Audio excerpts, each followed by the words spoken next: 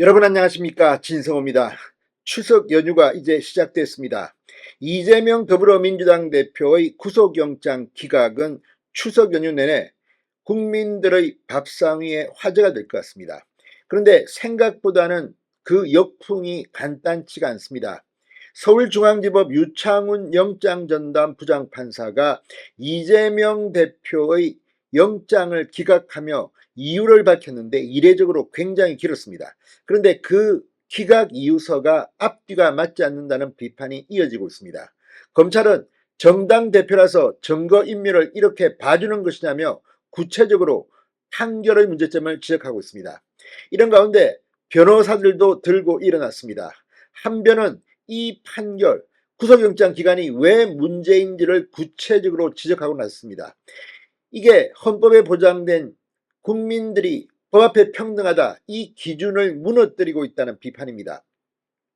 오늘 아침 조선일보는 이재명 대표가 구속영장 실질심사를 받는 과정에서 이 유창훈 부장판사 앞에서 목이 맨 채 한 진술 하나를 소개했습니다. 형이 모두 선고되면 50년이 될 것이다. 목맨 이재명이 판사에게 감성적으로 기각을 읍소했다, 이런 취지의 보도입니다. 자, 다 떠나서 판사는 오직 법리에 충실해야 합니다. 이 사람이 정당 대표라서, 또는 자 정치적으로 개딸들이 나를 보복할지 모른다, 이런 위험 때문인지, 아니면 나중에 이 사람이 정치할지 안 할지는 모르겠지만 특정 정파적 생각 때문이라면 이거는 말이 안 됩니다. 어느 하나도 그렇지 않기를 바랍니다. 그러나 유창훈 판사의 이번 결정은 그 후폭풍이 지금 이미 만만치 않습니다.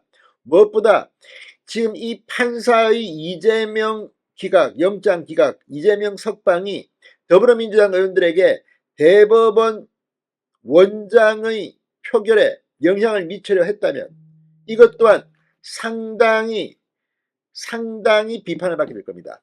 지금 대법원은 대법원장 공석 상태입니다. 30년 만에 처음입니다. 이런 가운데 법원의 마비는 국회의 마비와 연결됩니다. 이재명 체포동의안 하나 가결됐다고 민주당은 원내대표가 물러나고 국회 기능이 마비됐습니다. 자, 다음 달 6일 이균용 대법원장 후보자의 표결이 있습니다만, 자, 이재명이 야 이거 사법부에 감사하다, 이건 김명수 휘하의 사법부에 감사하다는 건지, 아무튼 지금 대법원도 발칵 뒤폈습니다.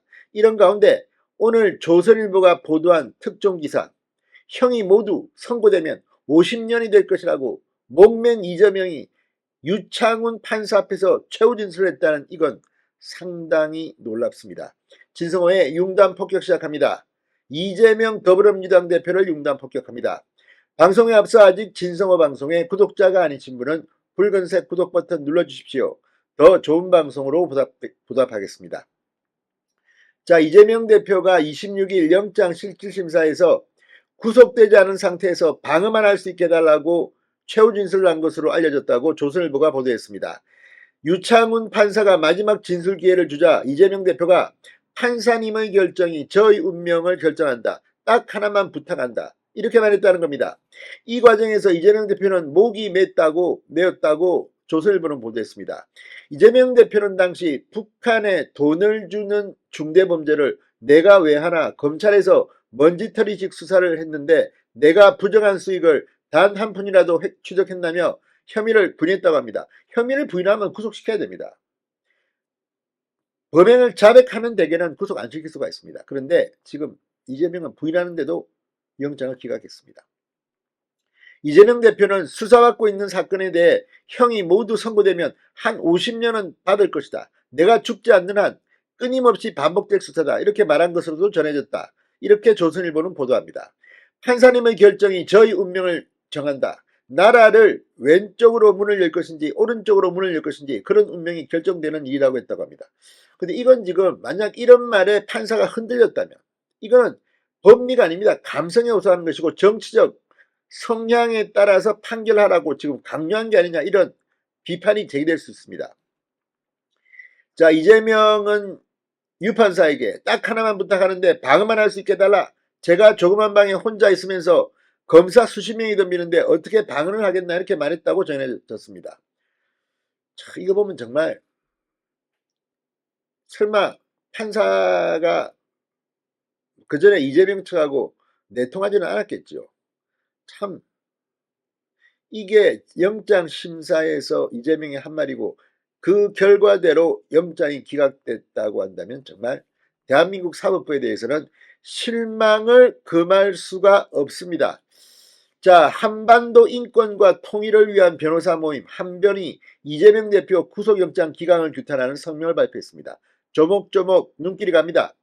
한변은 법원은 지금까지 증거인멸의 직접적 증거가 있는지 여부로 구속영장을 발부하지 않았다. 수사 중인 사건에서 증거인멸의 가능성은 진실을 은폐하고 덮는 매우 중대한 사법방해 행위이기에 법원은 증거인멸의 가능성만으로 구속영장 발부를 해온 것이다. 왜 이재명 대표에게만 직접적 증거를 구속영장 발부 요건으로 강화한 것인지 국민은 묻고 있다.